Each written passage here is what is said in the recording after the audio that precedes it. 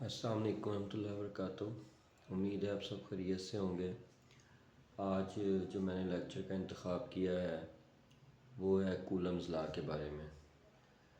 Coulomb's जो सा एक साइंटिस्ट के नेम के ऊपर लॉ बनाया गया है और ये लॉ जो सा है ये बहुत ही इम्पोर्टेंट लॉ है चार्जेस के लिहाज से। हमारे पास चार्जेस होते हैं दो और उनके दरमियान में हम फार्मूला निकालते हैं ये, और ये जो सा लॉ है ये चार्जेस के दरमियान में होता है। दो चार्जेस हमारे पास होंगे और उसके बारे में हम इसकी स्टडी करेंगे। तो सबसे पहले ये बता देना ज़रूरी है कि चार्जेस दो किस्म के होते हैं, एक पॉजिटिव और एक नेगेटिव। और अगर दोनों एक जैसे चार्जेस होंगे तो रिपेल करेंगे, अगर डिफरेंट होंगे तो अट्रैक्ट करेंगे। ये पहले भी मैंने अपने लेक्चर में बताया हुआ, दोबारा यहाँ पे बता रहा हूँ। तो कूलम्स जो सा है एक फोर्स ऑफ अट्रैक्शन और repulsion acts between two charge bodies. तो जो फोर्स ऑफ अट्रैक्शन होती है या रिपल्शन होती है वो हमेशा दो चार्ज बॉडी के दरमियान में होती है। अब एक क्वेश्चन था जी कि how is this force affected when the magnitude of charge on the two bodies और the distance between them is changed. यानी कि अब हमारे पास ये दो चार्जेस जो से हैं ये आपको नज़र आ रहे हैं, एक ये चार्ज और एक ये चार्ज है। ये दो चार्जेस जो उनसे इनका मैग्नीट्यूड चेंज करें या इनका दरमियानी फ़ासला चेंज करें तो हमारा जो सा है क्या फ़र्क पड़ता है उस चीज़ के ऊपर, जो फोर्स है उसके ऊपर क्या फ़र्क पड़ेगा, उसको देखने के लिए, उसको समझने के लिए फिर एक फ्रेंच साइंटिस्ट थे चार्ल्स कूलम। उन्होंने 1785 में experimentally establish the fundamental law of electric force between two stationary charge particles. अब फंडामेंटल का मतलब होता है बुनियादी, यानी ये बुनियादी लॉ जो सा है electric force between two stationary charge particles, यानी कि दोनों चार्ज पार्टिकल जो से हैं वो स्टेशनरी का मतलब ये है कि वो फ़्लो नहीं कर सकते, वो रुके हुए हैं। तो उनके दरमियान में क्या फ़ोर्स जो सी है वो अट्रैक्शन या रिपल्शन की जो सी है वो आ रही है, वो चार्ल्स कूलम ने निकाली थी। A force of attraction or repulsion between two point charges is directly proportional to the product of their magnitude of charges। अब कूलम ने सबसे पहले ये बात बताई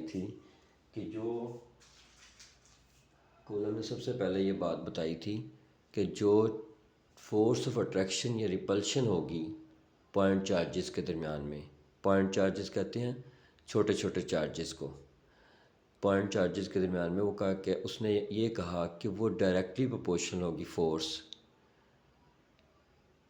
to the product of their magnitude. यानी उन दोनों को मल्टीप्लाई कर दिया जाए, उनकी प्रोडक्ट कर दी जाए उनके मैग्नीट्यूड की, यानी उनकी कितनी जो सी वैल्यू है उसको, तो जितनी ये चार्जेस बढ़ते जाएंगे उतनी फोर्स ज़्यादा होती जाएगी, चार्जेस कम होते जाएंगे फोर्स कम होती जाएगी। तो ये डायरेक्टली प्रोपोर्शनल है। ये पहला जो सा है आपको ये देखे नज़र आ रहा है F proportional to Q1 Q2। ये जो सा पहला उसने पेश किया था F यानी फोर्स ऑफ अट्रैक्शन रिपल्शन, इनके मल्टीप्लिकेशन यानी कि प्रोडक्ट के बराबर है, सॉरी उसके डायरेक्टली प्रोपोर्शनल है। उसके बाद उसने अगली बात ये की and inversely proportional to the square of the distance between them. और जितना इनका जो सा डिस्टेंस इनके दरमियान है, जो Q1 और Q2 के दरमियान में जो डिस्टेंस है, ये दरमियान में R जो लिखा हुआ है, ये जितना ज़्यादा बड़ा करते जाएंगे यानी इनके दरमियान में फ़ासला बढ़ाते जाएंगे उतना ही फोर्स ऑफ अट्रैक्शन या रिपल्शन कम होती जाएगी, और जितना कम करते जाएंगे उतनी फोर्स ऑफ अट्रैक्शन या रिपल्शन ज़्यादा होती जाएगी।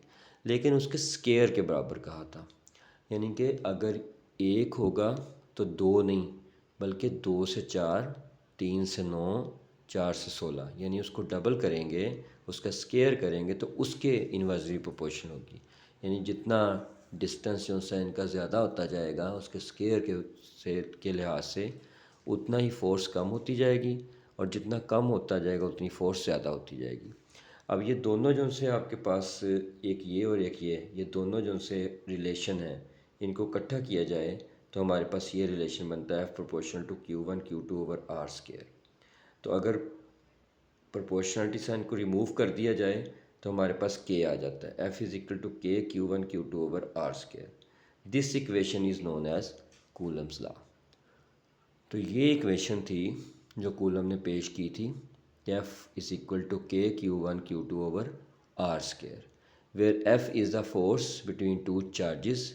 अब जो सी एफ है वो दोनों चार्जेस के दरमियान में फ़ोर्स है, and is called the Coulomb's force, और इसको कूलम्स की फ़ोर्स कहेंगे। Q1 Q2 जो हैं are the magnitude of two charges, यानी दोनों चार्जेस के मैग्नीट्यूड हैं, यानी कि कितनी उसकी वैल्यू हो सकती है। And r is the distance between the two charges, और आर जो है इनके दरमियान में डिस्टेंस है। K is the constant of proportionality, K जो सा वो प्रोपोर्शनैलिटी कांस्टेंट है। आप देखें यहाँ पे भी प्रोपोर्शन का साइन था, यहाँ पे प्रोपोर्शन का साइन था, दोनों इकट्ठा किया तो ये आ गया। जब ये साइन हमने ख़त्म किया है तो फिर उसकी जगह पे हमारे पास के आ गया, इक्वल के साथ के आ गया, तो ये प्रोपोर्शनैलिटी कांस्टेंट है। और के जो सा है ये डिपेंड करता है कि दोनों चार्जेस के दरमियान में मीडियम कौन सा है। मीडियम में एयर भी हो सकती है, ठीक है, और भी जो से हैं मीडियम जो से आ सकते हैं, लेकिन हम लोग जो से ज़्यादातर एयर जो से मीडियम के तौर पर यूज़ करते हैं। तो कहता है कि द वैल्यू ऑफ के जो है, value of K is 9 multiply by 10⁻⁹ newton metre square coulomb -2। यानी कि ये जो वैल्यू लिखी हुई है मैंने 9 multiply by 10⁻⁹ newton metre square coulomb -2, ये असल में के की वैल्यू है। और ये के की वैल्यू कैसे आती है, इस फार्मूले को अगर अमेंड किया जाए तो के की वैल्यू आ जाती है, यानी आर स्क्वायर को एफ़ के साथ मल्टीप्लाई कर दें और Q1 Q2 को इधर ला के डिवाइड कर दें, तो इस तरह से के की वैल्यू आ जाए, के का फार्मूला आ जाएगा, उसमें कीमतें पुट करेंगे आप, तो आपके पास जो वैल्यू के की निकलती है वो 9 multiply by 10⁻⁹ newton metre square coulomb -2 है। तो मीडियम जो सा इसके दरमियान में एयर होगा। कूलम्स लॉ जो सा है, ये लास्ट लाइन जो मैंने सेकंड लास्ट दो लाइनें लिखी हैं, लास्ट और सेकंड लास्ट जो है, ये लाइन बहुत इंपॉर्टेंट है। Coulomb law is true only for point charges, यानी छोटे छोटे चार्जेस के लिए ये वैलिड होगी, ट्रू होगी, whose size are very small as compare to the distance between them. जो उनके दरम्यान में डिस्टेंस होता है वो भी छोटा रखना है, और इसी तरह से चार्जेस भी छोटे होंगे। अगर चार्जेस बड़े करते जाएंगे तो उसका डिस्टेंस भी बड़ा होता जाएगा। उसके ऊपर ये जो सा कूलम्स लॉ है ये वैलिड नहीं रहता, उसमें कुछ ना कुछ ख़राबियाँ जो सी वैल्यूज़ में आ जाती हैं। तो आज का जो हमारा SLO था ये 13.4 SLO है, जिसमें कूलम्स लॉ को हमने डिफ़ाइन किया।